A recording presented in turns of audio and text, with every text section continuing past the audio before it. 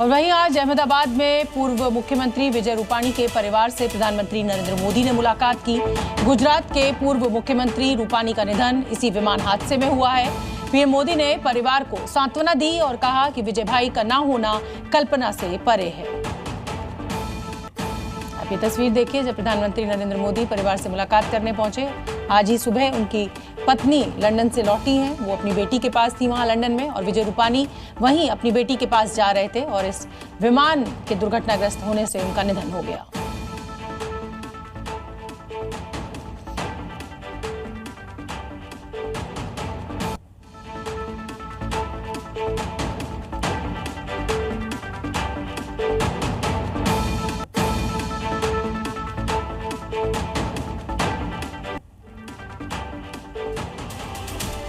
गुजरात के अहमदाबाद में air India के विमान हादसे को लेकर देश भर में शोक की लहर है। शवों की पहचान करने के लिए मृतकों के परिजनों की डीएनए सैंपल लिए जा रहे हैं।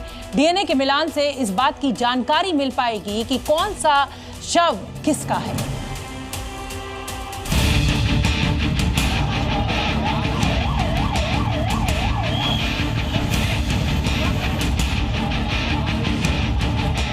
बैठे बैठे कैसे मौत आपके पास आती है। अहमदाबाद का प्लेन क्रैश इसका जीता जागता उदाहरण है। 12 जून की दोपहर बीजे मेडिकल कॉलेज के हॉस्टल में स्टूडेंट्स मेस में खाना खा रहे थे। तभी बोइंग ड्रीमलाइनर 787-8 विमान हॉस्टल पर जा गिरा।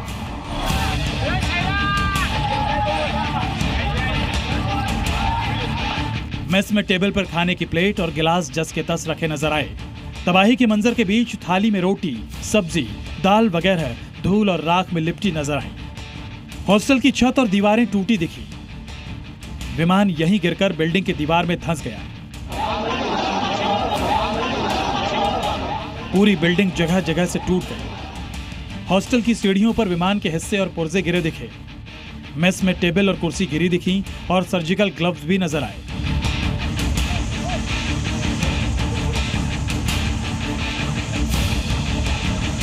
हादसे के बाद तस्वीरें बहुत ही भयानक हैं। पूरा हॉस्टल खंडहर में तब्दील हो गया। आज PM Narendra Modi plane crash वाली जगह पर पहुंचे। यहां वो लगभग 10 मिनट तक रुके। यहां उन्होंने जाना कि आखिर जब विमान गिरा तो उसके बाद कैसे हालात थे। पीएम मोदी इस दौरान बेहद गंभीर और दुखी नजर आ रहे थे। जिन बिल्डिंग्स में विमान गिरने के बाद आग लगी थी उन्हें भी पीएम मोदी ने देखा। पीएम ने अस्पताल जाकर घायल मेडिकल छात्रों से मुलाकात की और उनका हाल जाना। यह हादसा बहुत गहरे जख्म अपने पीछे छोड़ गया है। मेडिकल कॉलेज के हॉस्टल के कुछ लोगों का पता नहीं चल पाया है।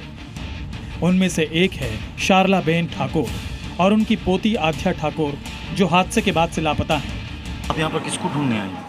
मेरी मम्मी को ढूंढने आई हूँ सर। मेरा नाम पायल है और मेरी मम्मी का नाम शारलाबेन ठाकुर है। शारलाबेन उस मेडिकल कॉलेज के हॉस्टल की कैंटीन में खाना बनाती थी। जिस समय यह हादसा हुआ शारलाबेन खाना बना रही थी और उस समय उनकी पोती भी वहां मौजूद थी। मेरी मम्मी यहाँ डॉक्टरों का खाना बना दी थी।